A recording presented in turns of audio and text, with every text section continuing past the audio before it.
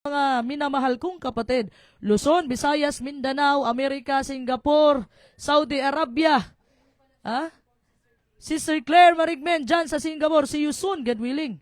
Bahrain, Sister Annabel and Annalie, paghunasan. Meron pa sa Japan, Sister Giselle, hindi ko na alam saan nakaabot, basta itong Facebook Live, mga kapatid, alam ko, buong sanlibutan ito, yung Facebook Live. Elder Eli Gulles, stay put ka lang dyan. Magandang gabi po sa ating lahat, mga minamahal kong kapatid. Maraming salamat po sa inyong panunood ngayon. Huwag po muna kayong umalis, mahalaga po ang ating pag-uusapan tungkol sa salita ng bugtong at buhay na Diyos. So, bago ako magpunta sa aking topiko ngayong gabi na to, mga kapatid, ay nais ko po kayong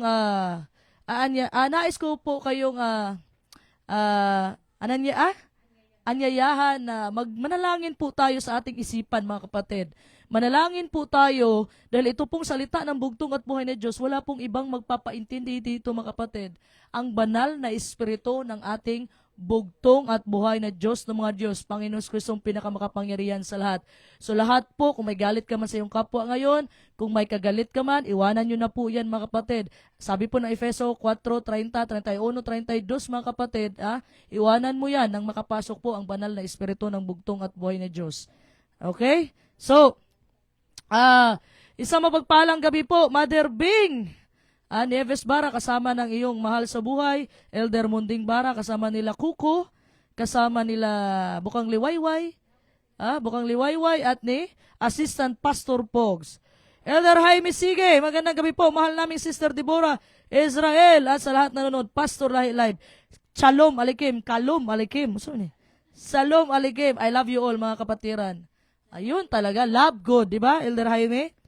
Sister Yoli Fonte, na butihing ina ng ating mahal na Elder Joseph Fonte dyan sa Batangas. Si Elder Joseph nasa Batangas, yung nanay niya nasa Pinamalayan, Mindoro. Sabi niya dito, isang mapagpalang gabi, Sister Cherry, kumusta po kayo dyan? Nanood ako mula umpisa hanggang matapos. Palakpakan natin ang bugtong at buhay na Diyos. Huwag po kayong mag-alala, mga kapatid, dahil po, mga kapatid, may regalo po tayo.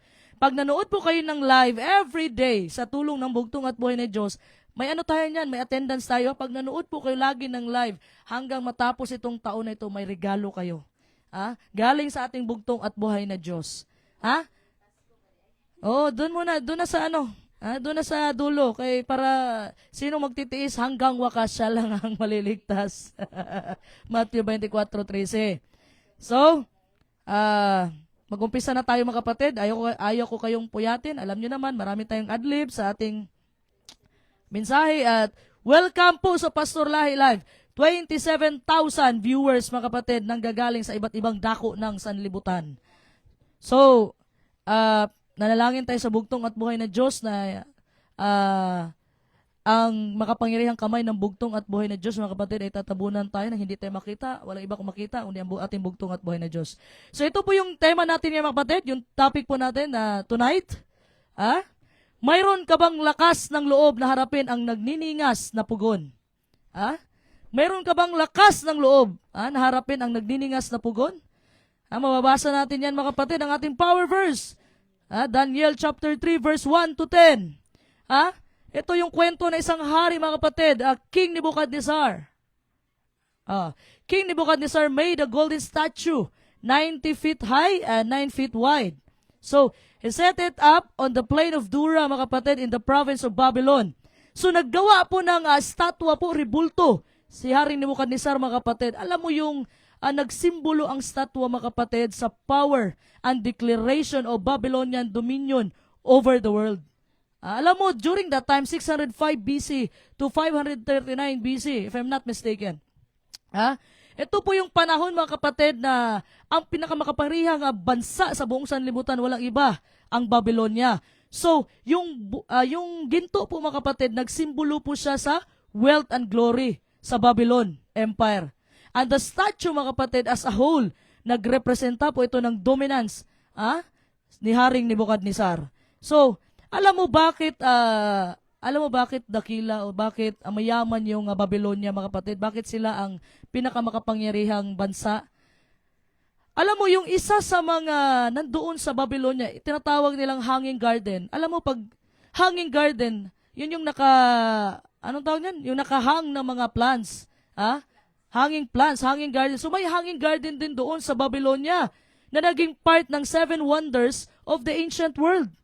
Ha? Ganun po kagkanta ang Babylonia. Alam mo, mabilis kasi yung trade doon sa Babylonia eh. Mabilis, tapos yung political and military nila.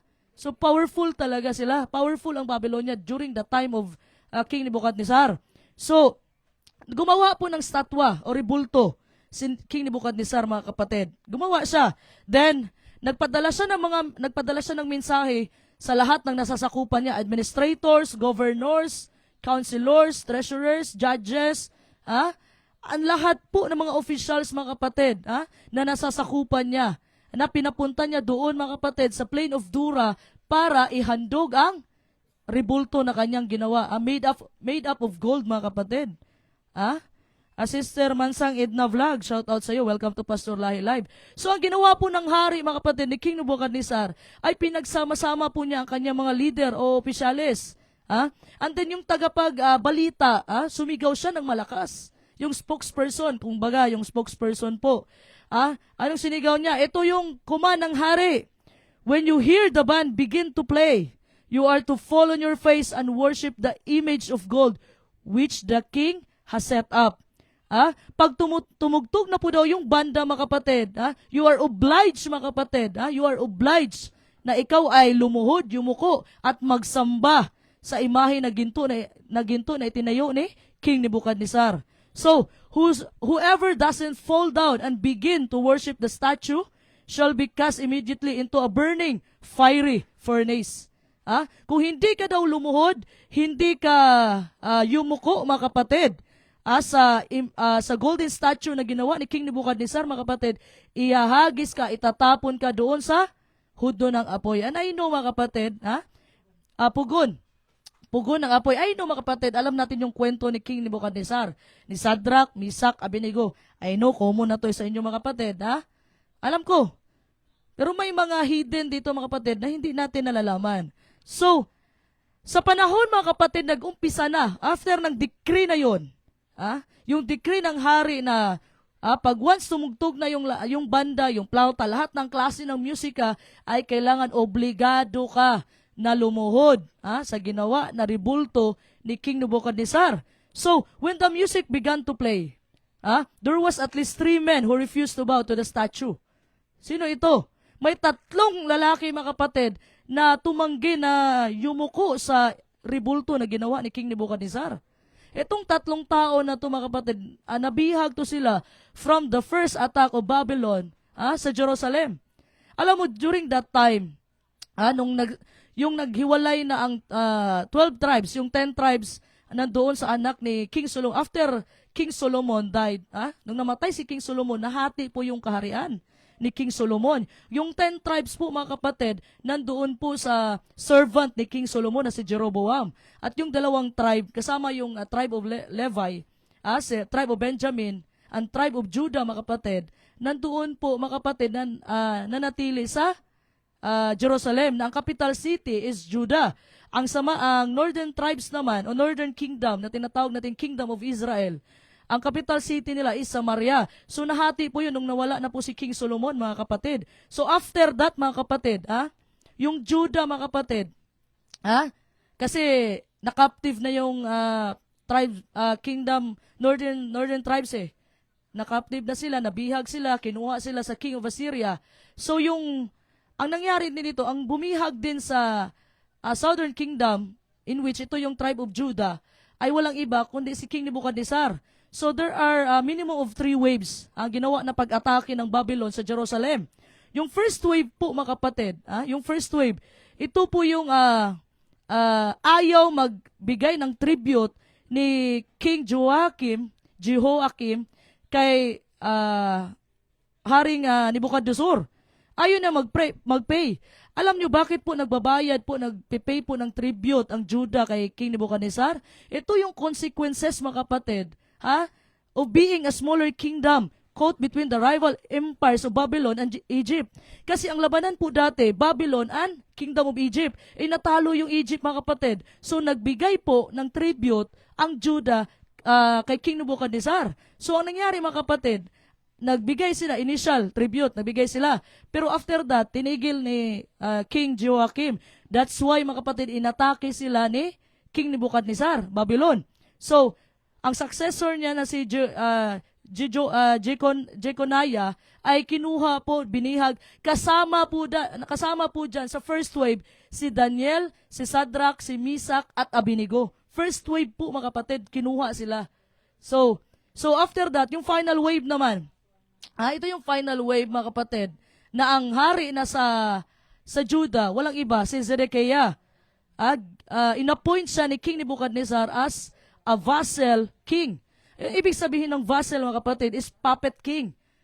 Puppet ba? Kung anong sabihin ni Nebuchadnezzar, kailangan sundin ni Zedekiah.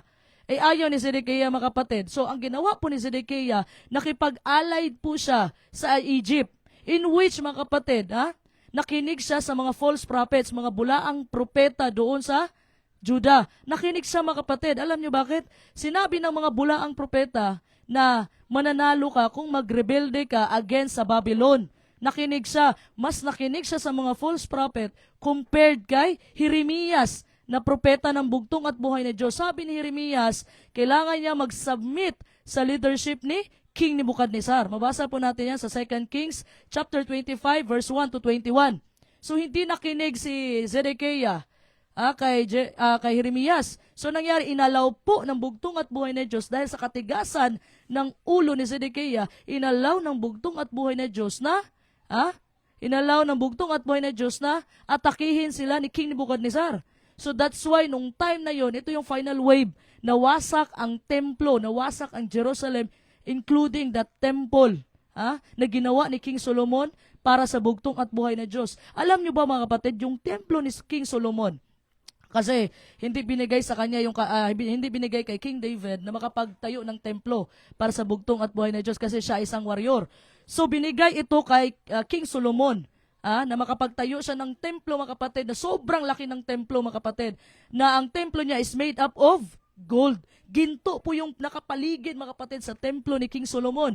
So pag-atake nila King Nebuchadnezzar, mabasa natin yan sa 2 Kings chapter 17 to 25.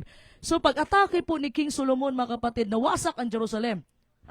Itinago ang Ark of the Covenant, mga kapatid, dahil pag once sinong makakahawak ng Ark of the Covenant or makita man lang, automatic patay. Kasi yung Ark of the Covenant nagre-represent ng throne ng ating bugtong at buhay ni Diyos dito sa sanlibutan. So, nawasak po ang templo, mga kapatid. Yung templo is ginto. Ang ginawa ni King Solomon, mga kapatid, lahat ng mga ginto doon sa Jerusalem, dinala niya papuntang Babylonia. So that's why ang Babylon nagrepresent siya sa gold. Naalala niyo po yung panaginip ni King Nebuchadnezzar? Panaginip na walang naka-interpret, kahit yung mga Chaldeans, mga magician o mga wise men sa Babylon. Walang nakapag-interpret, mga kapatid, kundi si Propeta Daniel lang. Sa kapangyarihan ng bugtong at buhay na Diyos. Yung pinakita ni Daniel, yung estatwa, mga kapatid, na nagsimbolo sa kingdoms. Yung nakita niya, yung head is gold, yung sa may bandang breast is silver, sa bandang may chan is brass, tapos sa may paa is iron, tapos sa baba, yung sa may pinakababa, anong tawag dyan? Yung paa?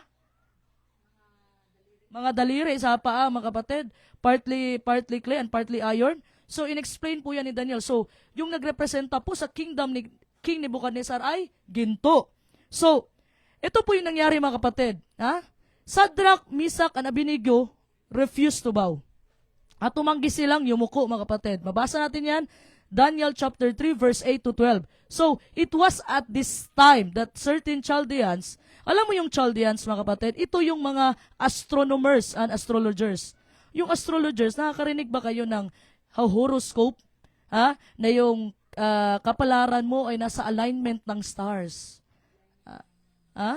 Diba? May Pisces, may Capricorn, yun po yung mga astrologers. So, lumapit po sila kay King Nebuchadnezzar.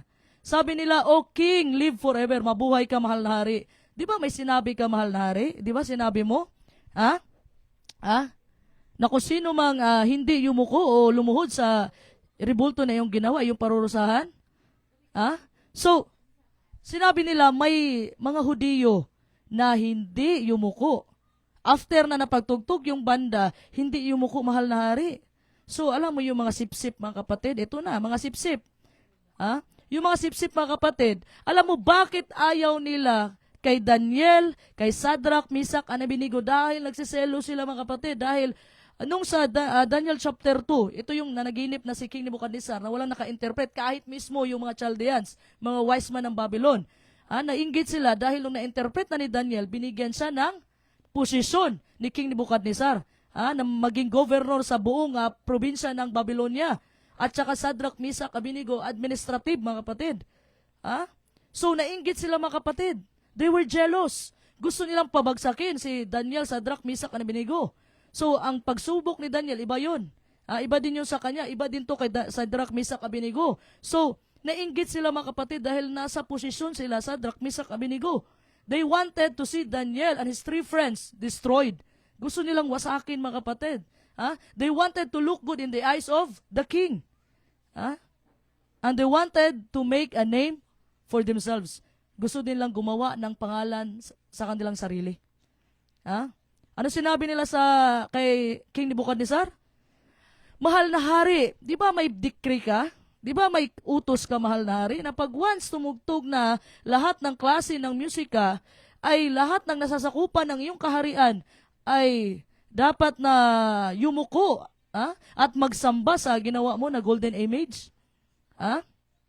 Tapos sabi mo pa, mahal na hari, na kung sino man ang hindi yumuko, sino man hindi lumuhod at magsamba sa ginawa mo na rebulto, would be cast into the midst of a burning fiery furnace.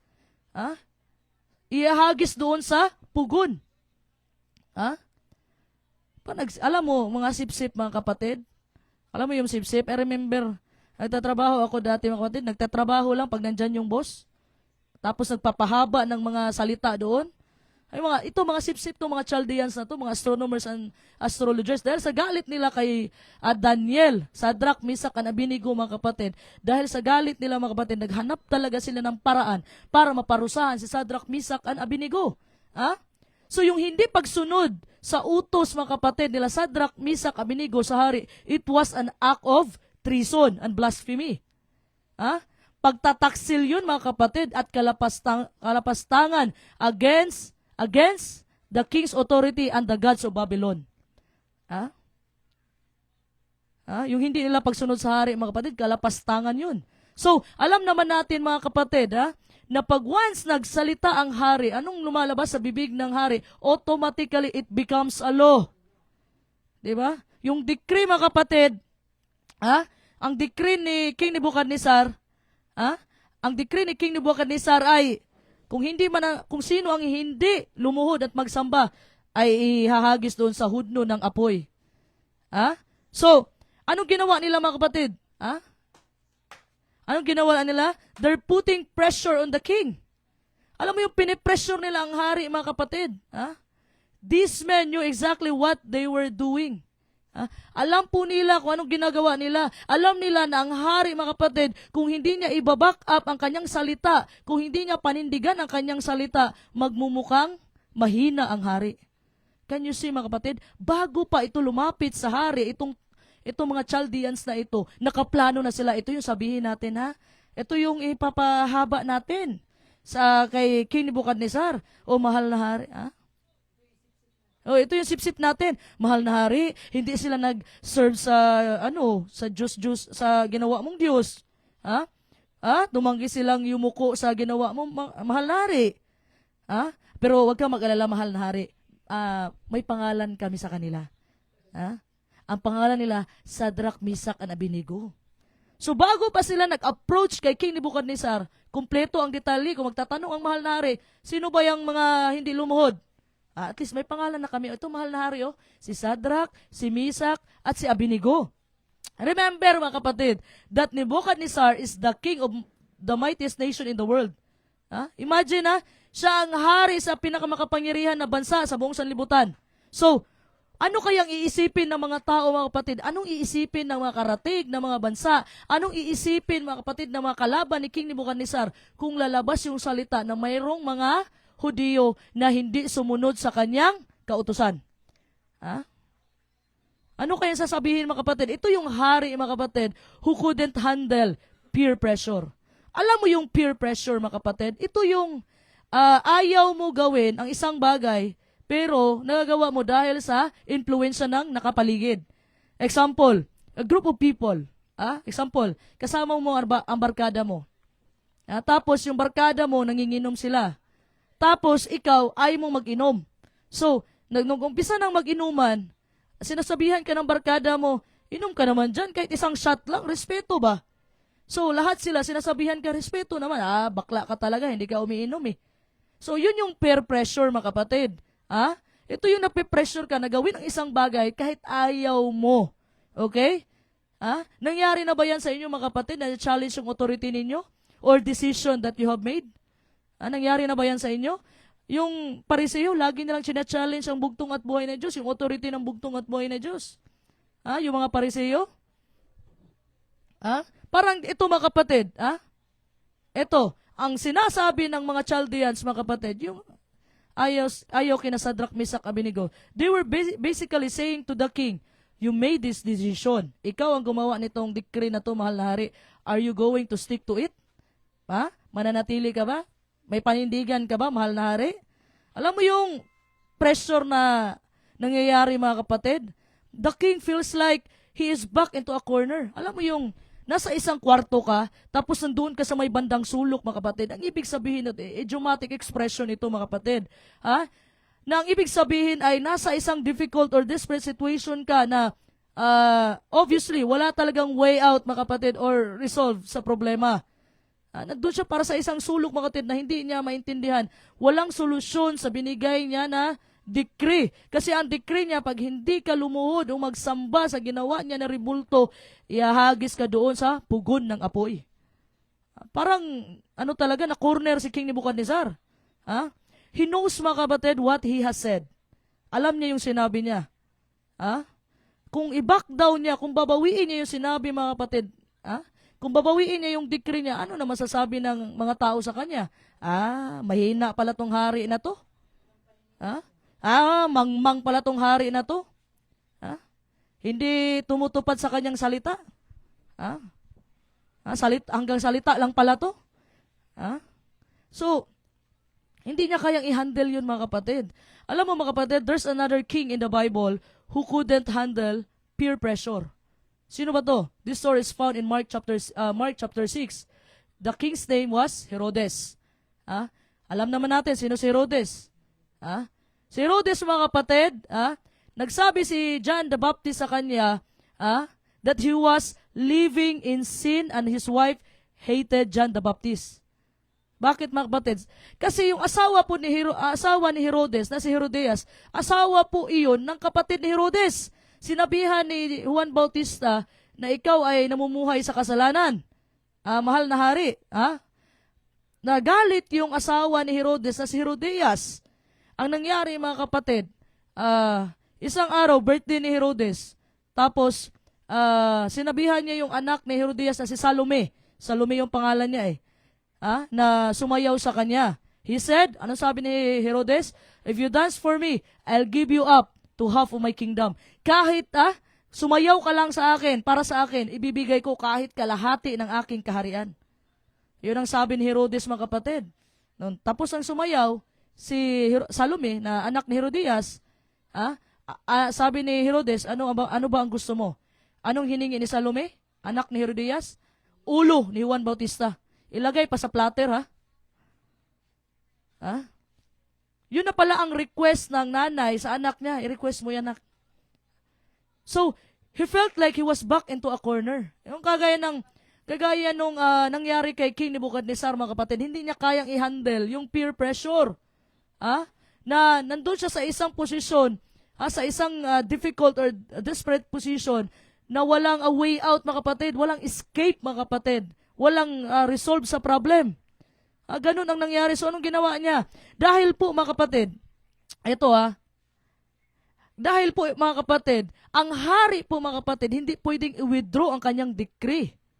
Or i-void ang kanyang decree. Kasi magmumukha po siyang mahina at walang paninindigan. So withdrawing a decree could be seen as admitting a mistake. So pag once withdraw ng hari ang decree niya, ang kanyang law, ang kanyang kautusan, ibig sabihin inaamin lang niya na nagkamali siya. So maapektuhan po ang kanyang posisyon, ang kanyang power, and legitimacy. Wala nang maniniwala sa kanya, mga minamahal kong kapatid. Pero merong alternative mga kapatid sa pag-withdraw ng decree. Tinatawag itong mag-issue yung hari ng counter decree. Nang ibig sabihin kung sa ating hukuman pa, kung may nag-file sa iyo ng kaso, i-counter affidavit mo yan, i-counter act mo yan. Labanan mo yung final niya na kaso sa iyo. So, ito yung i-issue ng hari mga kapatid. Dahil hindi niya kayang bawiin mga kapatid yung decree niya dahil law na yon. Sabi ko nga, ano sinabi ng hari? Automatically, it becomes a law. Hindi niya pwedeng bawiin dahil sa kingdom mga kapatid. Sa kingdom. Pag binawi yan mga kapatid, ibig sabihin lang na mahina yung hari na yan. So, pero may alternative. Itong alternative sa pag-issue niya ng counter decree. Anong counter decree mga kapatid? Mababasa natin yan mga kapatid sa Book of Esther. It's a long story. Book of Esther mga kapatid. Bakit naging reyna si Esther? Bakit naging reyna siya ni King Ahasuerus? Kasi ito si Vashti, nung time na may party doon sa loob ng palasyo mga kapatid, pinatawag ng hari ang kanyang reyna na si Vashti. Ayaw ni Vashti pumunta, tumanggi. So napahiya ang hari at hindi pwede na hindi niya tanggalin kasi ano na lang masasabi ng ibang mga prinsipe at princess. Baka gayahin kung anong ginawa ni Vashti. So pinalitan niya ang naging kapalit si Queen Esther. So nangyari mga kapatid, during that time, si Queen Esther, andun yung uncle niya si Mordecai. Si Mordecai po mga kapatid ang nakadiscover na mayroong mag-assassinate kay King Ahasuerus. Pero kinuha po ni Haman yung credit. So, binigyan ng reward si Haman mga kapatid ni King Ahasuerus. So, nagalit si Haman mga kapatid dahil hindi po yumuyuko sa kanya si Mordecai. So, that's why nagsulat siya, nag-request siya kay King Ahasuerus na papatayin ang lahat ng mga Hudyo. Personal na galit niya yun patayin ang lahat ng mga Hudyo sa specific date, specific time. So, binigay yung singsing ng mahal na hari. Nag-signify mga kapatid na may authority galing sa hari. So, yun yung unang decree ni King Ahasuerus. Hindi niya pwedeng baguhin yun.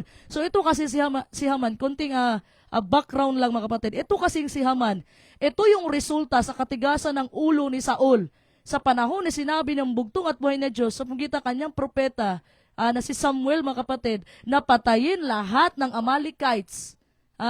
Hindi ginawa ni Saul yan. Binuhay niya ang hari para maging trope niya. Pati yung mga baka doon, mga tupa, binuhay niya mga kapatid. Hindi siya nakinig sa bugtong at buhay na Diyos. That's why mga kapatid, nagresulta na yung katigasan ng ulo ni Saul doon sa panahon ni Queen Esther.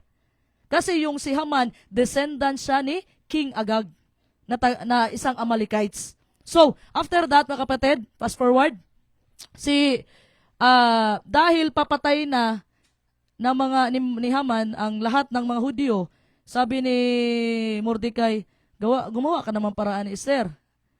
So, nag-fasting sila. So, to cut the long story mga kapatid, ito yung nangyari. So, that time na nalaman ni King Ahasuerus, nung tinignan niya ang Book of Chronicles, nakita niya doon nga hindi pala si Haman ang nakadiscover sa assassination na mayroong gustong pumatay sa hari. Nakita niya doon si Mordecai pala na isang Hudyo. So, hindi na ma-withdraw ni King Ahasuerus ang decree na papatayin sila lahat ng mga Hudyo. Pero, gumawa ng counter-decree si King Ahasuerus mga kapatid. Ito yung nagbigay siya ng decree na magkaisa lahat ng mga Hudyo para protektahan ang kanilang buhay. Yun yung counter-decree na panlaban sa nauna na decree, kautusan. Yun yung counter. Wala man siyang magawa, decree na yun. So, ang ginawa niya, counter-decree, okay, lahat ng mga Hudyo magkaisa kayo sa lahat ng mga probinsya, magkaisa kayo, protektahan ninyo ang inyong buhay. They were allowed to kill, mga kapatid, anyone of any nationality. Kung mayroong gustong pumatay sa kanilang mga anak o asawa, mga kapatid, pwede silang pumatay din ang mga Hudyo. At pwede nila kunin ang properties ng kanilang mga kaaway. Ganun po, mga kapatid, hindi mawi-withdraw ng isang hari ang kanyang kautusan, ang kanyang decree. Pero pwede siyang gumawa ng counter decree. So, anong nangyari, mga kapatid? Back to Herodes tayo. Anong nangyari kay King Herodes? Marcos chapter 6 verse 26. Purihin ang bugtong at buhay na Diyos. Labis na nalungkot ang hari, subalit dahil sa kanyang sumpang narinig ng mga panauhin, hindi niya matanggihan ang dalaga. So, Herod was distressed, mga kapatid, because he knew the request was wrong. Alam niya mali yung request, especially, mga kapatid, consider natin gaano ka-importante si Juan Bautista as prophet. Malaki ang respeto ni Herodes, mga kapatid, kay Juan Bautista. Nirecognize pa nga ni Herodes na isang matuwid na tao si Juan Bautista. Marcos chapter 6 verse 20. Pero si Herodes, mga kapatid, was afraid of what people might think. So, he let another man die. Ultimately, mga kapatid, Herod's desire to maintain and secure his power led him to eliminate John the Baptist despite respecting him as a righteous man.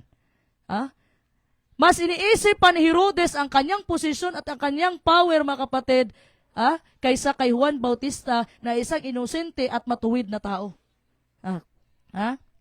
Para ma-maintain ang kanyang posisyon. Pinatay na lang niya. Wala tayong magawa. Pwede naman siyang gumawa ng counter decree, mga kapatid, pero wala. Iniisip niya ano sabihin ng tao. The same with Pontius Pilate, mga kapatid, o Poncio Pilato, gobernador ng Hudiya. Naghugas kamay sa pagpatay, sa pagpapako ng bugtong at buhay na Diyos. I remember, sabi ng ating mahal at kagalang-galang na Pastor Lahi, may magagawa sana yon si Poncio Pilato. Nasa kanya lahat ng authority and power na ipapako at hindi ang bugtong at buhay na Diyos. Mapipigilan ba ang propesiya? Pwede sa pamaraan, mga kapatid, na ipapako ang bugtong at buhay na Diyos, pero hindi na nakakonek sana kay Poncio Pilato. Pwede sana yun. Na nanindigan talaga siya na inosente ang bugtong at buhay na Diyos. Pinakita na ng panaginip yung asawa ni Poncio Pilato na inosente ang ating bugtong at buhay na Diyos. Pero ano ginawa ni Poncio Pilato? Naghugas kamay. Pero sa totoo lang, may pananagutan si Poncio Pilato, mga kapatid. Kasi nasa kanya lahat ng authority and power. Na ipapako ang bugtong at buhay na Diyos o hindi. Pinili niya na ipapako ang bugtong at buhay na Diyos kaysa maalis siya sa kanyang posisyon. Takot siya sa Roman Emperor Kay Cesar, natakot siya. Baka paalisin siya sa pwesto. Alam mo ganun, mga kapatid? And King Nebuchadnezzar is feeling the same pressure. Alam mo, malapit kasi to si Shadrach, Meshach, Abednego kay King Nebuchadnezzar. Kasi sinabi ko nga, mga kapatid, na sa Daniel chapter 2, si Daniel, ginamit ng bugtong at buhay na Diyos na ma-interpret yung panaginip ni King Nebuchadnezzar. So malapit to sa kanya, binigyan nga niya ng posisyon doon sa Babylonia So, anong sinabi ng Daniel chapter 3 verse 13? Purihin ang bugtong at buhay na Diyos. Nagalit si Haring Nebuchadnezzar nang marinig ito at pinatawag niya ang tatlong lalaki. So nagalit siya, mga kapatid.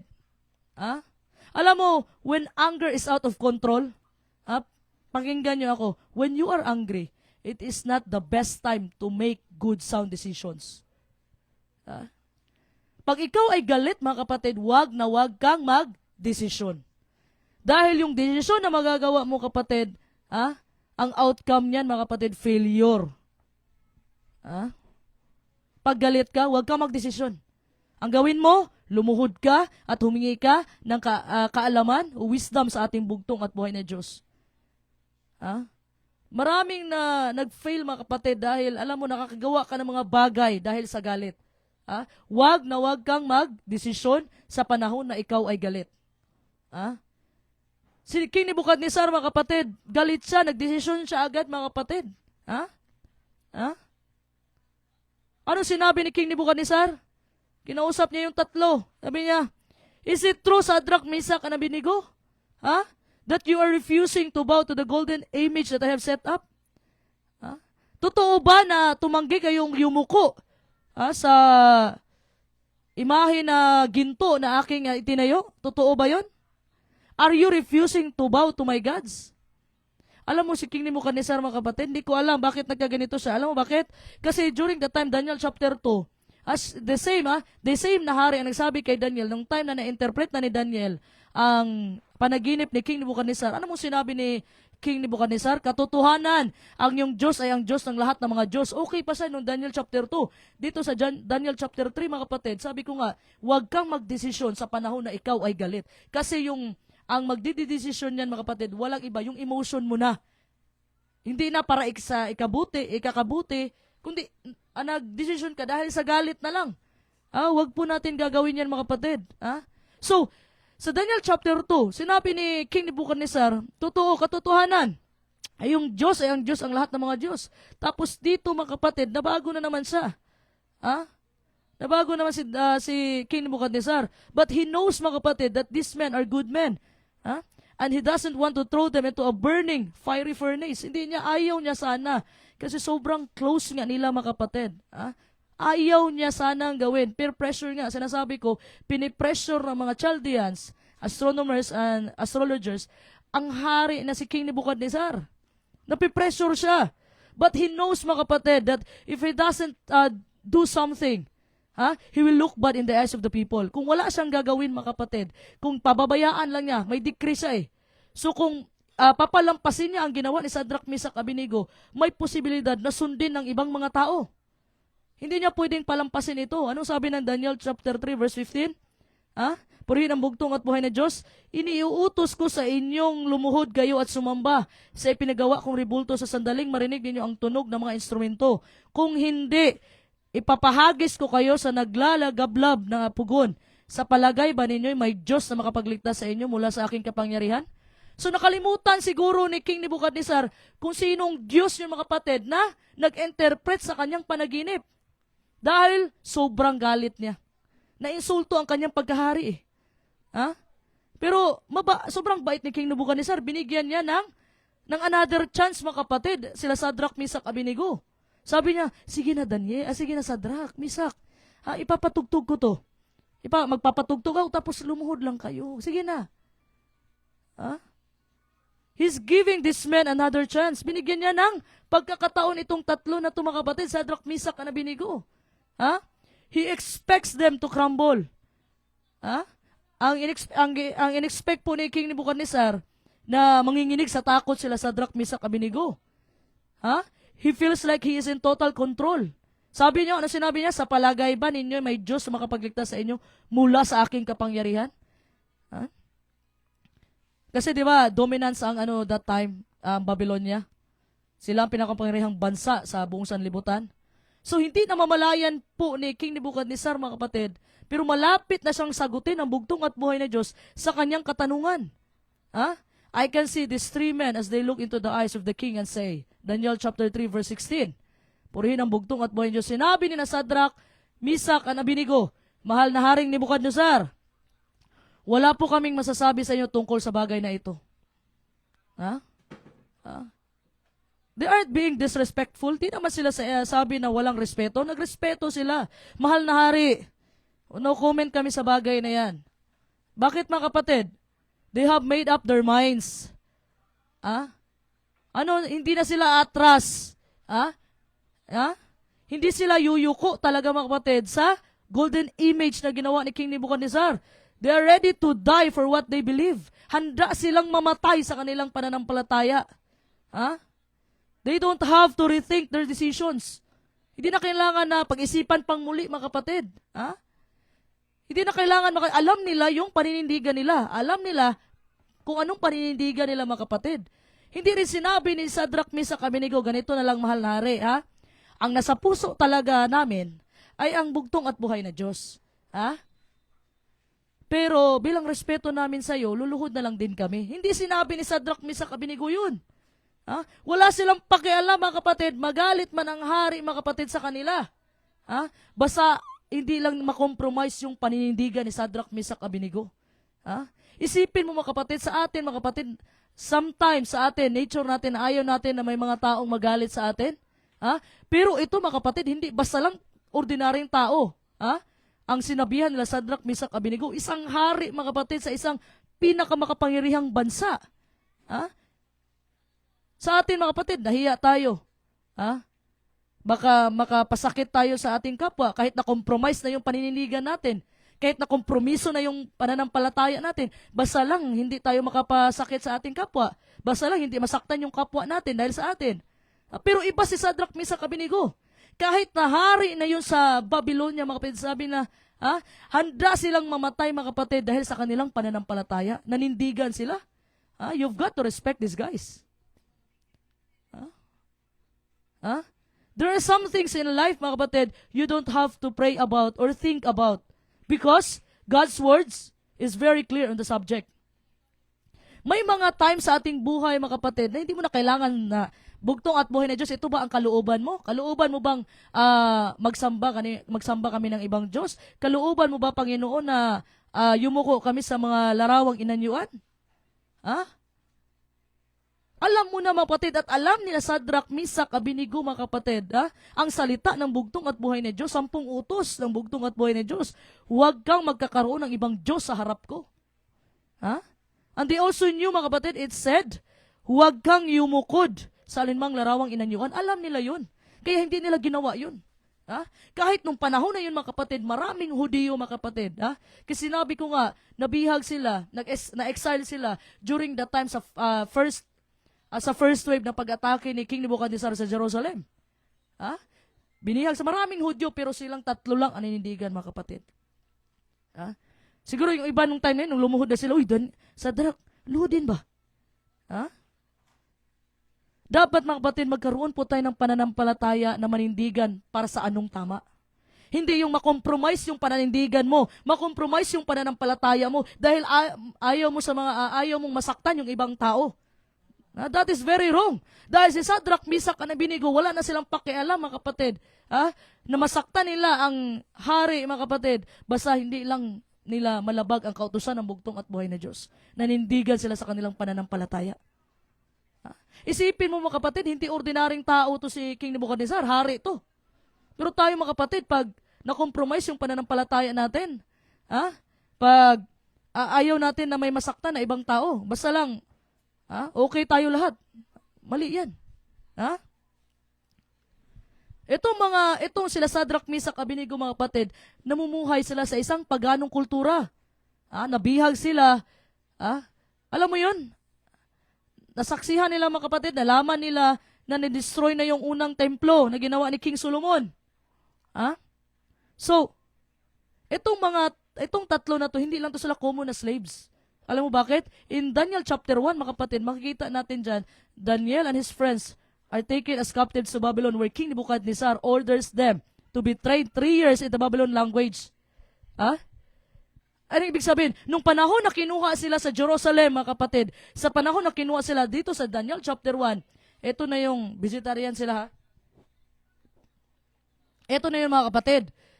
At that time, mga kapatid, kasama to sila Daniel, Shadrach, Meshach, and Abednego na tinrain po sila for 3 years sa Babylonian language, literature, and culture, mga kapatid, to serve in the royal court. Hindi mo pwedeng basta-bastahin din to si Shadrach, Meshach, Abednego. Hindi lang sila common slaves. Itong Shadrach, Meshach, Abednego, mga kapatid, these men were in positions and authority. Na sila sa authority, may kapangyarihan sila, may posisyon sila. Bakit? After nung na-interpret ni Daniel yung panaginip ni King Nebuchadnezzar, nagbigay ng reward si King Nebuchadnezzar. In-appoint si Daniel, mga kapatid, na maging mag-manage sa affairs sa entire province of Babylon. At nag-request din si Daniel para sa kanyang mga kaibigan. So, nandun sila sa administrative authority na kung may mga problema, sila Shadrach, Meshach, Abednego ang mag-handle sa bagay na yan. Hindi mo pwedeng bastahin to. They knew, mga kapatid, they could lose everything. Dahil sa ginawa nila, alam nila na maraming mawawala sa kanila, pati buhay nila. Yung posisyon nila, yung authority nila, mawawala yun, mga kapatid, dahil sa ginawa nilang panindigan. Despite their high status, mga kapatid, they remain faithful to God and refuse to compromise their faith. Kahit nasa estado na sila sa buhay, na nasa posisyon na sila, mga kapatid, Hindi nila hinayaan na makompromise yung paninindigan nila, yung pananampalataya nila. They remain faithful to God. Ha? Hindi nila pinagpalit ang bugtong at buhay na Diyos kahit na nasa taas na posisyon na sila. Ha? Hindi sila yumuko, mga kapatid. Hindi sila nagsamba, mga kapatid, sa ginawa na golden statue ni King Nebuchadnezzar. Alam mo, mga kapatid, it's easy to stand for something when you don't have anything to lose. Madali lang, mga kapatid, na manindigan sa bagay na wala namang mawawala sa iyo. Mahirap manindigan kung maraming mawawala sa iyo, mga kapatid. Alam mo, sample, example, wala kang trabaho sa Sabado, mahirap bang manindigan sa araw ng Sabado? Hindi, kasi wala namang mawala sa iyo Kasi wala ka namang trabaho sa araw ng Sabado. Pero kung may trabaho ka sa araw ng Sabado, mga kapatid, mahirap manindigan. Kung alam mong mawawala lalo na, mga kapatid, na pwedeng mabawasan yung sweldo mo, pwede kang matanggal sa trabaho, mahirap manindigan. Kung alam mong maraming mawawala sa iyo. But these men had to lay their lives for what they believe in. Inalay nila ang buhay nila, mga kapatid, sa kanilang pananampalataya at pinaniniwalaan. Kaya mo bang gawin yan? Ayaw mo nga makapasakit ng ibang tao. Have you ever had a time in your life, kapatid, na kailangan mong lay everything on the line for what you believe? Yung kailangan mong, ibig sabihin, kailangan mong ialay ang lahat dahil sa iyong panindigan, sa iyong pinaniniwalaan. Example, mga kapatid, Sabbath day. Kaya mo bang sabihin, I remember Elder Eli Gulles. Nagkwento yun ng ating mahal na Elder Eli Gulles. Nung time nagpunta kami, sabi niya, kung papatrabahuin mo ako ng Sabado, aalis na lang ako sa trabaho. Yun ang panindigan, mga kapatid. Nakasalalay yung pagkain ng pamilya mo, nakasalalay yung trabaho mo, nakasalalay yung pera. Itong maliit ninyo na lingkod, mga kapatid, almost 1 month akong walang trabaho sa Maynila. Alam mo bakit? Marami akong pinasukang mga trabaho. Unang tanong, bago pa humaba ang interview. Kasi mahirap kasi maghanap sa akin ng trabaho na pang-opisina. Kasi yung trabaho ko is pang laboratory, pang factory. Kasi quality assurance quality control. So, almost 1 month, ang dami kong pinasukan, mga kapatid. Yung mga international products like Domex, marami dyan. Mr. Muscle. Pumasok ako, mga kapatid, maganda ang offer ng posisyon. Tanong ko, mayroon ba itong sa Sabado? Pagkasabi ng mayroon, mga kapatid, okay, done na. Hindi na ako tumatagal sa interview. Pero bago pa humaba ang interview, mga kapatid, sa tulong at gabay ng bugtong at buhay na Diyos, umiyak na ako nung time na yon. Pero hindi ko kinompromise, mga kapatid, ang araw ng Sabado. Kasi bago ako umalis, mga kapatid, dito sa Mindanao, 2 lang ang iniwan sa akin ng ating mahal at gagalang-galang na pasulay. Hindi pa kami nung time na yon. After kong nag-graduate sa college, mga kapatid, 2 lang ang sinabi niya sa akin. Sabi niya, Che, huwag mong kalimutan ang Sabado at ang Ikapo. 2 lang sinabi niya. So tumatak yun sa aking isipan, mga kapatid. Matagal akong nakapasok, matagal akong naghahanap ako ng trabaho pero hindi ako agad natanggap, mga kapatid, dahil ayaw ko ng Sabado. Nagpray ako sa bugtong at may sumabot na sa point na umiyak na ako. Pero hindi ko talaga iniisip na, Panginoon, binigyan ko ng kondisyon ang bugtong at buhay na Diyos? No! So, alam ko, ang sinabi ko sa bugtong at buhay, alam ko bugtong at buhay na Diyos na may inihanda ka sa akin. Alam ko yan. So, dumaan na, 1 buwan na nakatambay sa Maynila, mga kapatid. Pumunta na ako ng Laguna. Maraming factory dyan Nag-apply ako, mga kapatid. Then that's the time. Natanggap ako pero may Sabado. Sabi ko, may in-applyan ako sa bandang Ortigas. Sabi ko, pag kumontak sa akin yun, pag tumawag yun, yun na yun ang binigay mo para sa akin, bugtong at buhay na Diyos. At hindi ako binigo ng bugtong at buhay na Diyos, mga kapatid. Tumawag talaga yun that day sa interview ko doon sa Laguna. Tumawag sa akin sa final interview. Yun ang first and last na trabaho ko.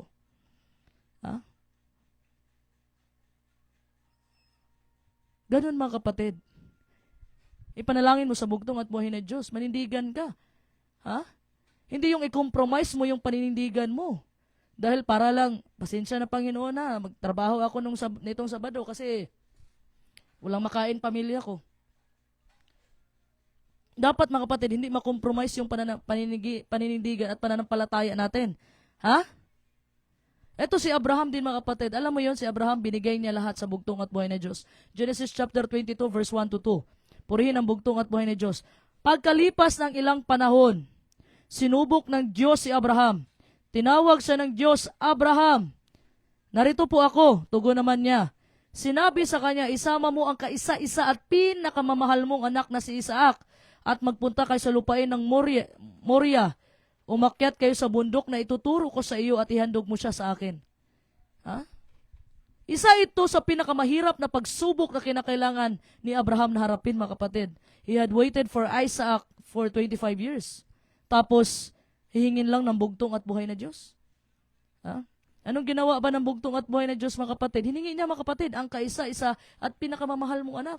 So, yun nga ang sinabi ng Matthew chapter 10 verse 37, mga kapatid. Purihin ang bugtong at buhay ang umiibig sa kanyang ama o inang higit sa akin na hindi karapat-dapat sa akin. Ang umiibig sa kanyang anak na higit sa akin na hindi karapat-dapat sa akin. So, ibig bang sabihin, itakwil natin yung pamilya natin? No. Ibig sabihin lang ng bugtong at buhay na Diyos, itop priority mo ang bugtong at buhay na Diyos. Mahalin mo una ang bugtong at buhay na Diyos. Pangalawa lang yung pamilya mo. Ha? So, anong ginawa ng bugtong at buhay na Diyos kay Abraham? God was giving Abraham a test. He wanted to see if he could trust him. Ha? Gusto makita ng bugtong at buhay na Diyos, makapagtiwalaan ba ito si Abraham? Ha? Alam mo yung pagsubok, mga kapatid, teach us a lot about ourselves. Nagtuturo ito ng sobrang dami sa ating buhay, mga kapatid. But Abraham passed the test. Inihandog niya, mga kapatid. Dahil ang ginawa po ni Abraham ay pananampalataya na siya sa bugtong at buhay na Diyos. Pero para mapatunay na kanyang pananampalataya, doon na lumalabas yung work. So, work is the proof of your faith. So, ang gawa po, mga kapatid, ito yung nagpapatunay ng yung pananampalataya. Dahil po sa pananampalataya ni Abraham sa bugtong at buhay na Diyos, handa siyang ibigay ang kanyang anak sa bugtong at buhay na Diyos. Yun po yung gawa, mga kapatid. Yung gawa ang nagpapatunay ng iyong pananampalataya. So, etong 3 Hebrew boys, mga kapatid, in the book of Daniel are facing a test. Humaharap sila ng pagsubok. I respect them because they are not only willing to stand for their faith, but they are willing to die if need be. If kailangan. Marami talaga respeto natin dito kina Shadrach, Meshach, Abednego, mga minamahal kong kapatid, dahil hindi lang sila ninindigan sa kanilang pananampalataya, handa din silang mamatay kung kinakailangan. Ano sabi ng Daniel chapter 3 verse 17 to 18? Purihin ang bugtong at buhay ni Diyos. Gawin ninyo kung iyan ang gusto ninyo. Ang Diyos na aming pinaglilingkuran ang magliligtas sa amin sa naglalagablab na pugon at mula sa inyong kapangyarihan. Kung hindi man niya kami iligtas, hindi pa rin kami maglilingkod sa inyong mga Diyos ni sasamba sa rebultong ginto sa pinagawa ninyo. So, these men had faith in their God. May tiwala sila, may pananampalataya sila sa ating bugtong at buhay na Diyos. They were men of great faith, mga kapatid. Ngunit, nakakatakot lang na minsan hindi natin alam ang totoong pananampalataya. Yung sinasabi ko, mga kapatid, work is the proof of your faith. So, nagpapatunay ang iyong pananampalataya, ang iyong gawa sa pananampalataya na mayroon ka. Yun po ang totoong pananampalataya. Kasi faith without work is dead. Ang pananampalataya na walang gawa ay patay, mga kapatid, o tinatawag nating demonic faith. Even Satan, mga kapatid, naniniwala na isa lang ang Diyos. Nanginginig pa nga siya. Pero hindi siya sumusunod sa ating bugtong at buhay na Diyos. So, sabi nila Shadrach, Meshach, Abednego, ano sinabi nila? God will deliver us from your hand. But if He doesn't, He's still God. Ililigtas kami ng bugtong at buhay na Diyos sa iyong mga kamay. Pero kung hindi, siya pa rin ang aming Diyos. Hindi kami luluhod o sasamba sa rebultong ginto na inyong pinagawa, mahal na hari. Pasensya na. Magalit na kayo sa amin. Pasensya na, mahal na hari. Magalit na kayo sa amin. Pero hindi namin i-compromise ang aming paninindigan. Hindi namin i-compromise ang aming pananampalataya. Yun ang point nila Shadrach, Meshach, Abednego. Iligtas man kami ng aming Diyos o hindi, hindi pa rin kami luluhod sa rebulto na iyong ginawa. So, alam mo na, anong nangyari kay King Nebuchadnezzar, mga kapatid? So, ang totoong pananampalataya, mga kapatid, is continuing to trust God even when you don't understand your circumstances. God sees the whole picture and we don't. Yung totoong pananampalataya ay patuloy ka pa rin na nagtitiwala sa ating bugtong at buhay na Diyos kahit hindi mo maintindihan, mga kapatid, ang pangyayari sa iyong buhay ngayon. Alam mo bakit? Nakikita po ng bugtong at buhay na Diyos ang buong larawan. At hindi natin nakikita. Alam mo bakit? Jeremias. Sa Jeremias, mga kapatid, mababasa natin na nasa tiyan ka pa lang ng iyong nanay ay nakalatag na ang iyong plano, mga kapatid. So nakikita ng bugtong at buhay na Diyos ang iyong future. Pero hindi niya pinapakialaman ang iyong desisyon dahil nagbigay ng kalayaan, nagbigay ng free will ang bugtong at buhay na Diyos.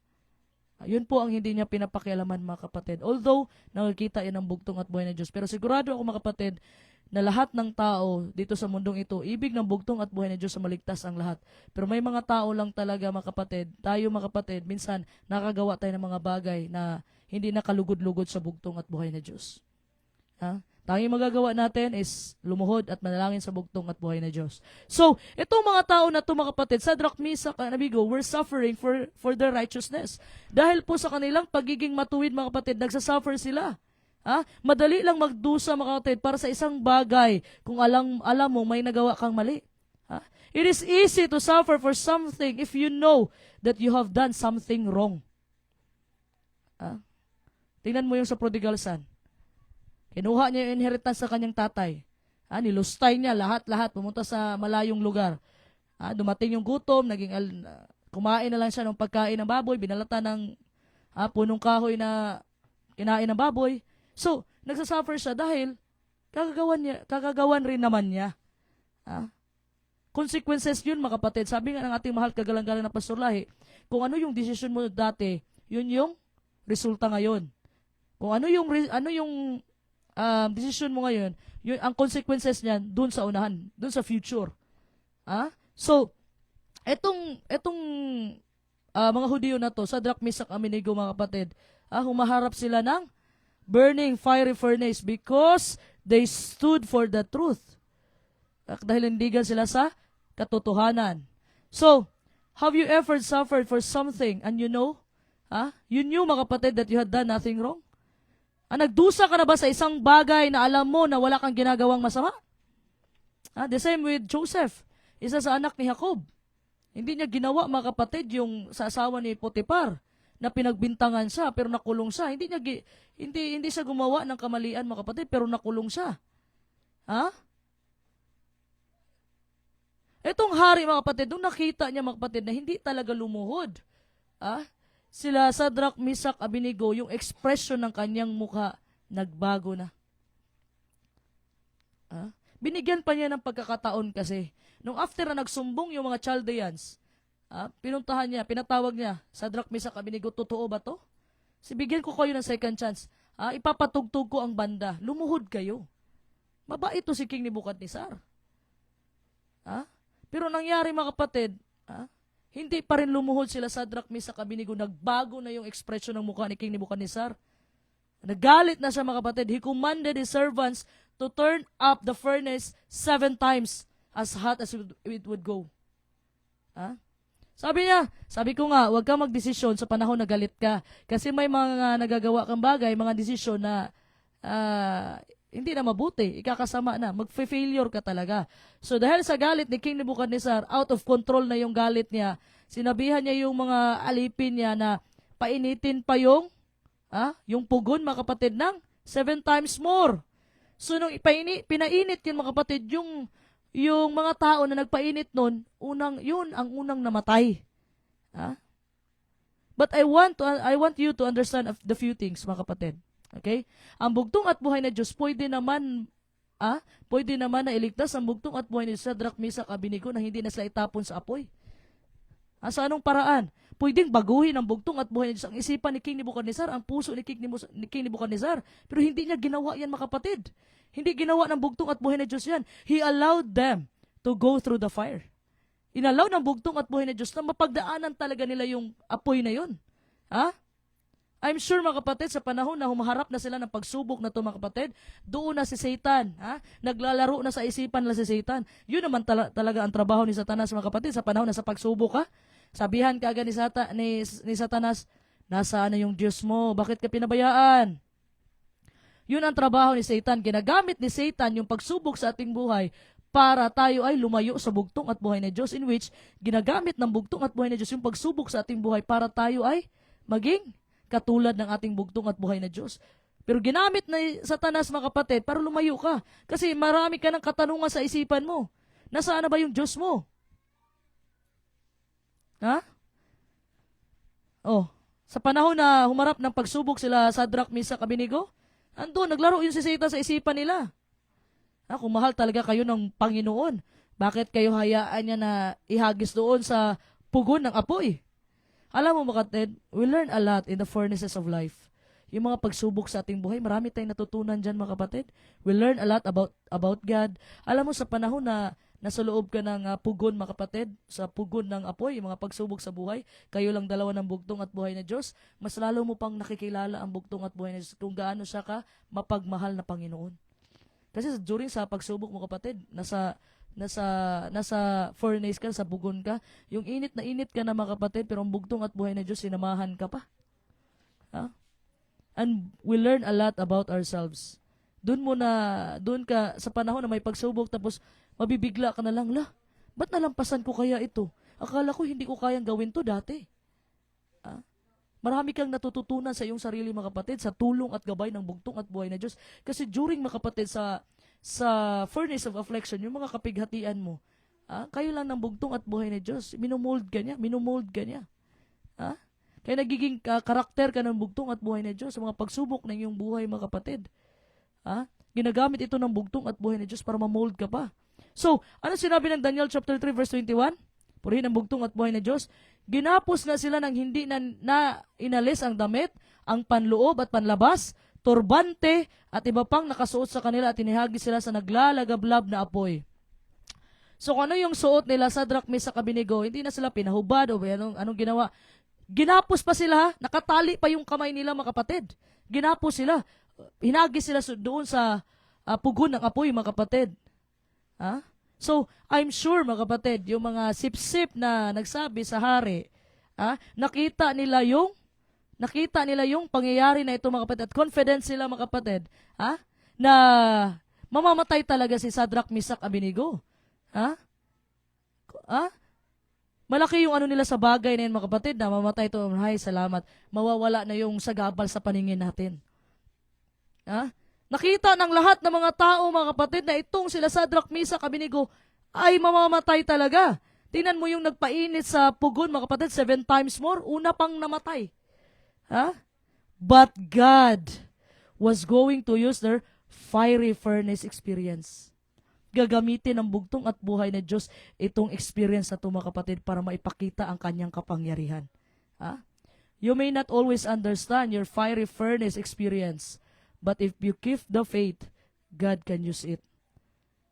Kung nasa pagsubok ka ngayon, mga kapatid, nasa hudno, o nasa pugon ka ng apoy sa pagsubok, kung ikaw ay kumapit lang sa iyong pananampalataya, gagamitin ng bugtong at buhay na Diyos yung pagsubok na yan, mga kapatid. Para ma-mold ka into a better person. So, ang tanong, lagi bang iniligtas tayo ng bugtong at buhay na Diyos mula sa nagdiningas na pugon? Lagi ba? Yes, but not always the way that we expect. Hindi sa ating pamaraan, mga kapatid. Naalala niyo yung story ni Stephen sa Book of Acts, chapter 8? Humaharap din siya ng pagsubok, mga kapatid. Ito yung he was being stoned for standing the gospel. Pinatay siya dahil sa kanyang panindigan sa magandang balita patungkol sa bugtong at buhay na Diyos. When he was dying, mga kapatid, the Bible said that he looked into heaven and said, Acts chapter 2 verse 33, I see Jesus and he's standing by the Father's right hand. So ginamit yung pagsubok na yun, mga kapatid.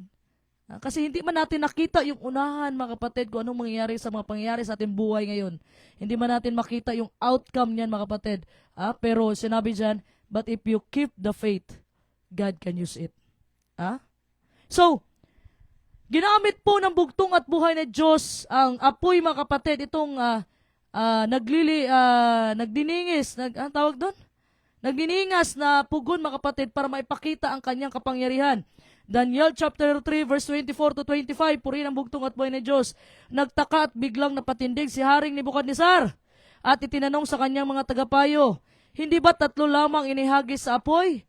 Sabi ng kanyang mga servants, opo, kamahalan. Sagot nila, bakit 4 ang nakikita kung walang gapos at naglalakad sa gitna ng apoy nang hindi nasusunog? At ang tingin ko sa ika-4 ay parang anak ng mga Diyos. Ha?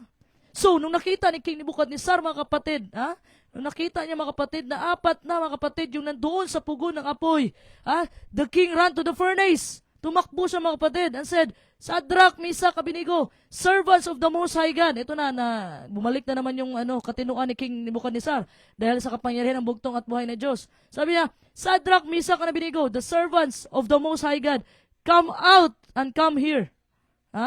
So, lumabas po sila Shadrach, Meshach, Abednego, mga kapatid, sa pugon ng apoy, sa nagliliyab. So, alam mo, kapatid, sa panahon na hinagi sila, I remember, Pastor Lahi, expository ni Pastor Lahi, na-remember ko lang. Sabi niya, nung time na inihagis na si Shadrach, Meshach, and Abednego doon sa pugon ng apoy, mga kapatid, ng meeting na yung langit nung time na yon. Sabi ng bugtong at buhay, sino ipapadala? Sabi ni Gabriel, ako. Sabi niya, ilang minuto? 1 minute. 1 minute. Sabi niya, hindi pwede. Mapapahamak na yung mga tapat ko na alagad doon. Sabi ni Michael, ako, 30 seconds. Hindi pwede. Mapapahamak na yun. Hindi tayo abot. So, pagsabi ng bugtong at buhay, nagtanong sila, sino pala ipapadala? Pagsabi daw ng bugtong at buhay, ito expository, ito ng ating mahal at kagalang-galang na Pastor Lahi. Hindi ko na makalimutan. Give credit if the credit is due. So, ito galing to sa kanya. So, sabi ng bugtong at buhay Diyos, pagkasabi niya kung sino ipapadala, pagsabi ng bugtong at buhay Diyos, ako automatic kasama na siya ng 3. Ganun ang kapangyarihan ng bugtong at buhay na Diyos. Hindi pwede anghel ang ipadala. Kasi matatagalan, mga kapatid. Pagsabi ng bugtong at buhay Diyos na ako, automatic kasama na siya ng 3, Shadrach, Meshach, Abednego. Grabe ang kapangyarihan ng bugtong at buhay na Diyos, mga kapatid. So, ano sinabi ng Daniel chapter 3 verse 26? Purihin ang bugtong at buhay na Diyos. Lumapit si Haring Nebukadnezar sa may bunganga ng pugon. Ito yung tumakbo si King Nebukadnezar, mga kapatid. Sinabi niya, lumabas kayo riyan at halik kayo rito, Shadrach, Meshach at Abednego, mga lingkod na katastasang Diyos. Lumabas ka silang 3 mula sa pugon. Tingnan mo, si King Nebuchadnezzar, during the time of Daniel, na-interpret niya yung panaginip na-interpret ni Daniel yung panaginip niya, sinabihan niya, wala talaga ibang Diyos sa Diyos ni Daniel. Ngayon, nung nagalit siya na hindi lumuhod sila sa Shadrach, Meshach, Abednego, pinatapon niya, pinahagi sa pugon ng apoy, mga kapatid. Nung nakita niya, mga kapatid, yung kapangyarihan, bumalik na naman yun sa katinuan si King Nebuchadnezzar. Kasi laging ganito si King Nebuchadnezzar umabot pa nga sa point si King Nebuchadnezzar na kumain na ng damo. Dahil sa kanyang pagiging arugante na sanabi niya, naging dakila ang Babylonia dahil sa kanyang sariling sikap, sa sariling lakas. So, 7 years na kumain siya ng damo. So, ito, bumalik na naman. Sabi naman ni King Nebuchadnezzar, mga lingkod ng katastasang Diyos, lumabas nga silang 3 mula sa pugon. So, all of the wise men in the land saw that these men stood for God. Nakita po lahat ng mga wise men of Babylon, mga kapatid, magician, Chaldeans, lahat po, mga kapatid, astrologers, nakita nila kung paano nanindigan si Shadrach, Meshach, Abednego sa ating bugtong at buhay na Diyos. At that time po, mga kapatid, na ikaw ay manindigan sa ating bugtong at buhay na Diyos, hindi magdadalawang isip ang bugtong at buhay na Diyos na manindigan sa iyo. Alam niyo, mga kapatid, first things first, mga kapatid, hahayaan ka ng bugtong at buhay na Diyos. Kung ano yung desisyon na gagawin mo. Hindi yan pakikilaman ng bugtong at buhay na Diyos. Titingnan niya, mga kapatid, kung manindigan ka ba sa Kanya o hindi. Hindi niya papasukin at that time, mga kapatid. At that time na manindigan ka sa Kanya, then tsaka papasok yung bugtong at buhay na Diyos at manindigan din siya sa'yo. Pero ikaw muna ang unang magdesisyon. Ikaw una ang mag-decide. Tsaka pumapasok ang bugtong at buhay na Diyos. Pagkatapos mo magdesisyon na manindigan ako sa bugtong at buhay, sa tulong at gabay ng bugtong at buhay, then tsaka papasok ang bugtong at buhay, maninindigan din siya sa iyo. Pag nanindigan ka. Shout out muna dito kay Sister Victoria Samiliano. Miss you all, mga sister and brother. Salamat po sa bugtong at buhay na Diyos. Praise Kristo, pinakamakapangyarihan sa lahat. To God be the glory. Sister Sister Victoria Samiliano from Visayas. So, nakita ng lahat ng mga tao, mga kapatid, they saw, when you stand for God, God will stand for you. Kung ikaw ay manindigan sa bugtong at buhay na Diyos, maninindigan din ang bugtong at buhay na Diyos para sa iyo. Hindi po, wag mo i-compromise. Wag mo i-compromise yung panindigan mo dahil ayaw mo may mga taong masaktan sa desisyon mo. That is very, very wrong. So sa paglabas po ni Shadrach, Meshach, and Abednego, mga kapatid, their bodies were not burned. Hindi nasunog yung katawan nila. Hindi rin nasunog yung buhok nila. Kahit yung suot nila, mga kapatid, hindi nasunog. Kahit amoy ng apoy, mga kapatid, walang amoy na maaamoy ka sa kanila. Yung pagano na bansa na yon, nakita ang kapangyarihan ng bugtong at buhay na Diyos. So, ito yung paraan ng bugtong at buhay na Diyos, mga kapatid. Dumadaan ka sa fiery furnace ngayon, pagsubok sa iyong buhay, para maipakita niya ang kanyang kapangyarihan at ang milagro. Huwag kang umayaw, mga kapatid. Kasi kung umayaw sila Shadrach, Meshach at Abednego, hindi maipapakita ng bugtong at buhay na Diyos ang kanyang kapangyarihan. So, gagamitin po yan ng bugtong at buhay na Diyos. Kung anong pinagdadaanan mo ngayon, mga kapatid, para maipakita ang kanyang kapangyarihan at milagro. Huwag po natin ayawan, mga kapatid. So, after that, mga kapatid, anong sinabi ni King Nebuchadnezzar? Daniel chapter 3, verse 29 to 30. Purihin ang bugtong at buhay na Diyos. Kaya ipinag-utos ko, sino man mula sa alinmang lahi, bansa o wika na magsasalita laban sa Diyos ni na Shadrach, Meshach at Abednego ay papatayin at ang kanilang bahay ay wawasakin. Walang ibang Diyos na makapagligtas sa tao tulad ng ginawa ng kanilang Diyos. At sina Shadrach, Meshach at Abednego ay tinaas niya sa tungkulin sa lalawigan ng Babylonia. Purihin ang bugtong at buhay na Diyos. Grabe, mga kapatid. Grabe, mga kapatid. Nakita niyo yung kapangyarihan ng bugtong at buhay na Diyos? Wala nang ibang Diyos, sa Diyos sa Shadrach, Meshach, Abednego. Yun din ang sinabi niya sa panahon ni Daniel na-interpret ng kanyang panaginip. Natauhan na naman ulit si King Nebuchadnezzar dahil sa kapangyarihan na pinakita ng bugtong at buhay na Diyos. So wag mong ayawan yung pugon ng apoy ngayon na pinagdadaanan mo, mga kapatid. Ito yung panahon na makipag-usap ka sa bugtong at buhay na Diyos. Ito yung mangyayari sa huling kapanahunan, mga kapatid. And the last days, we are living in the last days. Darating po ang panahon na tayo po ay pipilitin, mga kapatid, na magsamba sa Diyos-Diyusan, sa ribulto, sa mabangis na hayop, mga kapatid. Kung anong nangyari sa panahon nila Daniel, yun din po ang mangyayari sa panahon natin, mga kapatid. Time will come na makukompromise, gustong i-compromise ni Satan ang iyong pananampalataya at panindigan sa bugtong at buhay na Diyos. Huwag niyo laging kalimutan, mga kapatid, ang mensahe na ibinigay ng bugtong at buhay na Diyos na ginamit niya sa Shadrach, Meshach at Abednego. Manindigan ka lang sa bugtong at buhay na Diyos at handa siyang manindigan sa iyo. So, ano ba ang lessons na mga na makukuha natin sa Daniel chapter 2, mga kapatid? Una, mga kapatid, when you stand for something that is right, there may be times that you have to stand alone. Pag ikaw manindigan, mga kapatid, na may mga panahon na kahit ikaw na lang manindigan. Kasi alam mong tama may mga times na ikaw na lang, mga kapatid, ang manindigan. Kasama mo ang bugtong at buhay ni Diyos, syempre. Kasi yun ang tama kahit ikaw na lang mag-isa. Number 2, jealousy can cause people to do some pretty mean things. Yung inggit daw, mga kapatid, nakakagawa ka ng pangit sa iyong kapwa. Maninira ka sa iyong kapwa. Dahil sa inggit, ngit-ngit, sungit, mga kapatid, insecurities. Number 3, no one is beyond peer pressure, but it takes a real man to stand for what is right. Hindi mo man, alam mo, mga kapatid, hindi ka laging may pressure sa paligid mo, mga kapatid. Kailan ka mag-aasawa, kailan ka magtatrabaho, may pressure lagi, mga kapatid. Pero it takes a real man to stand for what it is right. Number 4, when anger is out of control, it will affect your decision process.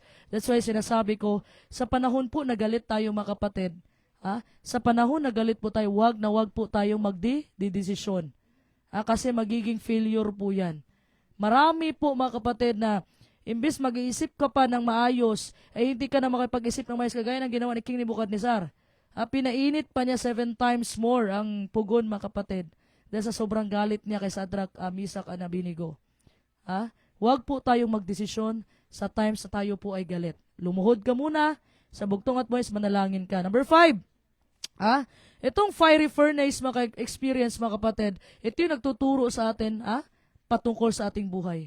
Kung ano ang kailangan natin gawin, kung ano ang dapat natin gawin sa panahon na dumating yung mga pagsubok sa ating buhay. Number 6, when you walk with God, you are never walking alone. So, kung ikaw maglalakad kasama ang bugtong at buhay ng Diyos, hindi ka talaga iwanan ng ating bugtong at buhay ng Diyos. Manindigan ka lang sa Kanya, di baling maraming taong magalit sa iyo mga kapatid. Huwag mo lang i-compromise ang pananampalataya mo, huwag mo lang i-compromise ang iyong paninindigan sa bugtong at buhay ng Diyos. Number 7, manalangin. Tayo po ay manalangin mga kapatid na itong paparating na malaking kapighatian, itong nangyari kay Shadrach, Meshach, Abednego, mangyayari din ito sa atin ngayon mga kapatid, sa panahon natin ngayon, na mayroon pong force worship na mangyayari mga kapatid, na kung hindi ka lumuhod sa mabangis na hayop, ay papatayin ka mga kapatid. Mangyayari din ito. Basta sinasabi ko at iiwan ko sa inyo, manindigan ka sa bugtong at buhay na Diyos, kahit gayahin mo si Shadrach, Meshach, Abednego, liligtas man kami ng aming Diyos o hindi kami luluhod sa rebulto, mahal na hari. So ganun po ang gawin natin mga kapatid, manalangin tayo sa bugtong at buhay na Diyos, na bigyan po tayo ng lakas, kaalaman, karunungan mga kapatid, na malabanan at mapatagumpayan natin ang mga pagsubok sa ating mga buhay. At ito po mensahe natin ngayong gabi mga kapatid, ang lahat ng kapurihan at karangalan ay binabalik ko lahat sa bugtong at buhay na Diyos, ng mga Diyos, Panginoon Kristo, pinakamakapangyarihan sa lahat. So, basahin ko muna ang mga comments bago tayo magpunta sa last song. So, nandito mga kapatid. Okay. Elder Eli Golies, Brother Darren Conquilia, Sister Virginia Toriba, Brother Ken Kabasag, Pastor Jason De Leon, Elder Jaime Sige, Sister Manang Edna Vlog, Sister Michelle Uwais Kabasag, Abante Igsuan. Okay, Sister Micaela, follow nyo po ang page ng ating mahal na kapatid na gumagawa po ng video o reels na less than a minute. Sister Micaela, follow nyo po ang page ng Abante Igsuan.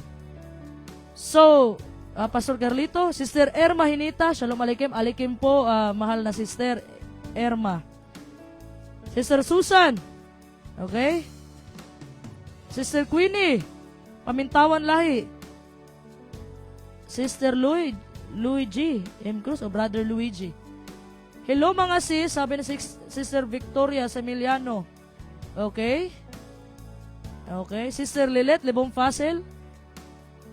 Sister Nelly Alabastro, magandang gabi, mahal namin Sister Deborah Israel at sa lahat ng kapatiran, to God be the glory. Amen. Purihin ang bugtong at buhay na Diyos. Pastor Arman Paghunasan, Sister Yoli Fonte, patuloy sa panunood. Ang Commander Atsa, Sister Nika na Mukatkat, shout out po dyan sa inyo sa Makahambos.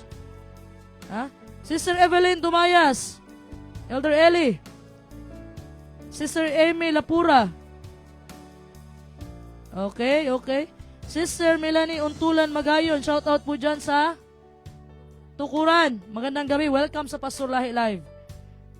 Sister Marjeline Algabre, magandang gabi, welcome to Pastor Lahi Live. Sister Mirna Elorde, nagpatuloy pa rin sa panonood ang ating mahal na kapatid. Sister Bel Binetes, Sister Feli Necor. Okay, Sister Lizelle Paghunasan. Okay, Sister Marcila Sabanal Huluran.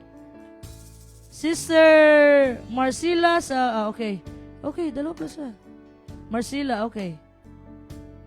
Annalyn Campbell Manalastas is watching. Welcome to Pastor Lahi Live. Okay. Sister Patricia Matining from Pinamalayan. Gandang gabi po purihin ang bugtong at buhay ng Diyos. Amen. Amen po. Sister Mary Rose sa aking mabait na tiyahin. Tiyahin? Agaw. Agaw pala. Ano pa? Anong Tagalog? Pinsan ko pala, tiyahin. Oo, sa aking pinsan, Sister Mary Rose Helton. Magandang gabi po sa lahat na nanonood, Pastor Lahi Love. Ang ganda na mensahe ni Sister Deborah.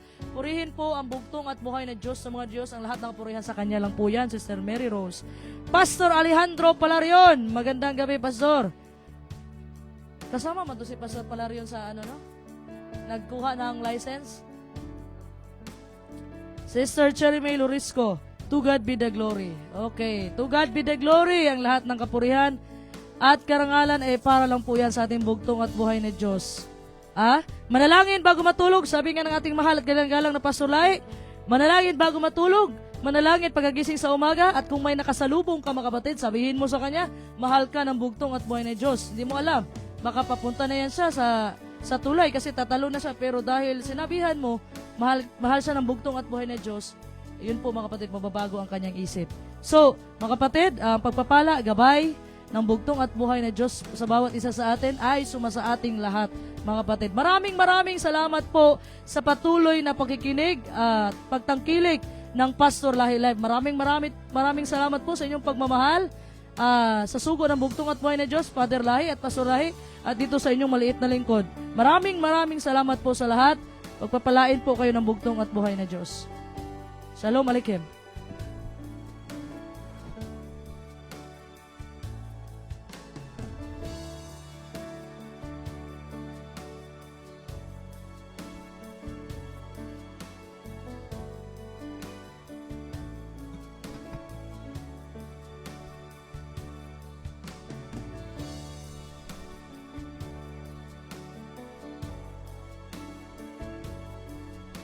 Purihin ang bugtong at buhay na Diyos, Panginoon Kristo na pinakamakapangyarihan sa lahat. Maraming salamat sa napakagandang mensahe sa gabing ito. Ang lahat ng kapurihan ay para lamang po sa nag-isang bugtong at buhay na Diyos, Panginoon Kristo na pinakamakapangyarihan sa lahat. Panghuling awitin po, Makabarog. Ako, composed and arranged by Pastor Lai.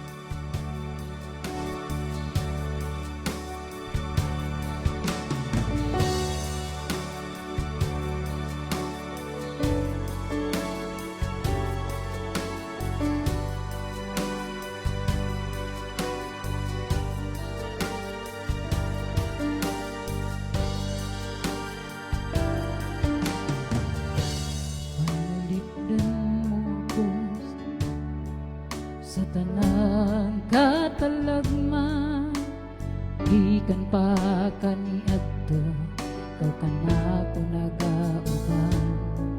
Sa tanang takna, ikaw ragyod ang saliganan. Agalon ko tungod nimo, makabarog ako. Gihimo mong magaan ang dala kong mabugat, gikuha mo ang kabalaka, niining akong dugan. Sa kalisdanan ko, kau ragyod ang itabang. Agalon ko tungod nimo, makabarog ako. Bisan unsa pa, bisan unsa pa, bisan unsa pa, kadako ang problema. Ikaw sa kanunay, ikaw sa kanunay, ikaw sa kanunay, nagtabang kanako. Wala na ko'y gikalisangan, isang gamay sa panggubatan. Kayang imong gahom, maoy akong kusog, ug akong kaligunan. Amahan ko, basta kauban ka, makabarog ako.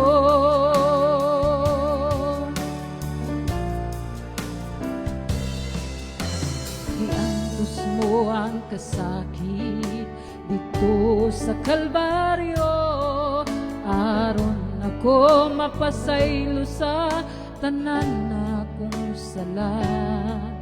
Sa kinabuhing dayon, ako gihatagan mo. Agalon ko tungod nimo, makabarog ako. Gipalakaw mo ako sa matulid mo nga dalan. Gipapuyo mo ang gugma mo sa kasing-kasing ko. Busaning tungura, ikaw lang alagaran ko. Agalon ko tungod nimo, makabarog ako. Bisanon sa pa, bisanon sa pa, bisanon sa pa, kada ko ang problema. Ikaw sa kanunay, ikaw sa kanunay, ikaw sa kanunay, nagtabang ka na ko. Wala na ko'y gikalisangan, isang gamay sa panggubatan. Kay ang imong gahom, maoy akong kusog, ug akong kaligunan. Amahan ko, basta kauban ka, makabarog ako. Bugtong ug buhi nga Dios, Jesu Kristo nga agalon ko. Ikaw ang magbubuhat sa tanang butan. Pusa dakong kalipay ko, nga ikaw awitan ko, awitan ko. Di sanon sa pa, di sanon sa pa, di sanon sa pa, kada ko ang problema. Ikaw sa kanunay, ikaw sa kanunay, ikaw sa kanunay, nagtabang ka na ko.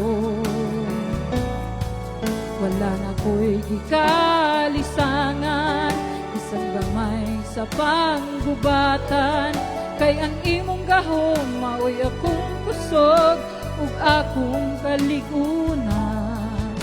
Amahan ko, basta kauban ka, makabarog ako. Amahan ko, basta kauban ka, makabarog ako.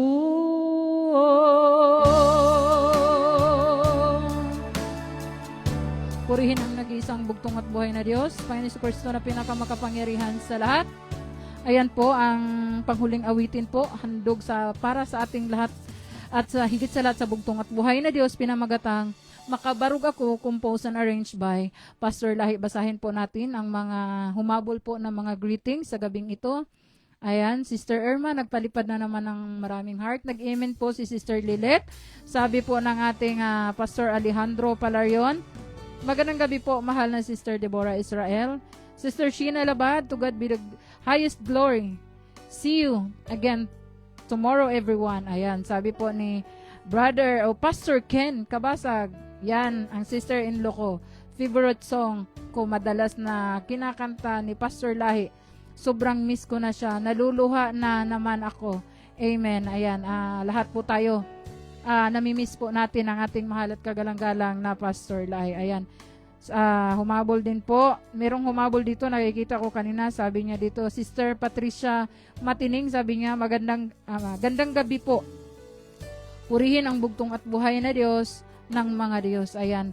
At sabi din ni Sister Victoria Simulano ng Visayas, magandang gabi po sa lahat ng mga kapatid ng bugtong at buhay na Diyos, Panginoon Kristo na pinakamakapangyarihan sa lahat. Ayan mga kapatid, bago po tayo magtapos, announcement po. lagi po nating ulit-ulitin dahil parating na po, ilang tulog na lang parating po ang napakalaking event na mangyayari po sa taong ito. Ito ay kaarawan po ng ating mahal na at kagalang-galang na Father Lahi. Ito po ay magaganap po sa September 13 at dadaluhan po ito mula Luzon, Visayas at Mindanao. At lahat po mga kapatid na nais pong makarating dito, maaari po kayong makipag-ugnayan sa amin. Magkipag-ugnayan po kayo, maaari po kayong kumontak sa amin nang sa ganun po maayos po natin ang inyong araw na pagdating na kung saan kayo tutuloy. Welcome po dito po sa tahanan po, dito po sa ating headquarters sa Iligan City. Lahat po ng nais po dumalo po sa kaarawan ng ating mahal na Father Lahi. Marami pong mga panauhin mula pa sa Luzon at ganun din sa Visayas at lalo na sa Palawan at higit sa lahat sa mga kapatiran po natin sa Surigao del Norte o del Sur. Ayan, maraming salamat po sa inyong pagsubaybay sa Pastor Lahi Live. Muli po bukas, abangan po natin mga kapatid, isang napakagandang portion bukas mga kapatid dahil ito ay Q&A. Mga katanungan po patungkol po sa mensahe sa loob po ng isang linggo ng mensahe po ng ating mahal na Sister Deborah Israel ay doon po tayo kukuha ng mga katanungan po mga kapatid. At ganoon na rin po sa ating birthday celebrant, walang iba, Father Lahi. Doon po tayo kukuha dahil kaarawan niya, kukuha din po tayo ng mga katanungan doon kung sino, ano, at kailan ipinanganak ang ating mahal at kagalang-galang na Father Lahi at saan siya ipinanganak at sino yung kanyang mga kapatid. Magbibigay tayo ng mga katanungan po at kayo po ang sasagot at kapag nasagot ninyo mga kapatid, may libre po kayo na load. Maaari po ninyong i-comment ang inyong mga numero sa amin pong messenger para po ito ay ma-load po natin kaagad. Ura-ura mismo mga kapatid. Ayan po mga kapatid, sa lahat po na nanonood ng Pastor Lahi Live, ang lahat ng kapurihan, karangalan, ibabalik po natin sa tunay at nag-iisang bugtong at buhay na Diyos, Panginoon Jesucristo, na pinakamakapangyarihan sa lahat. To God be the glory. Shalom Alikim.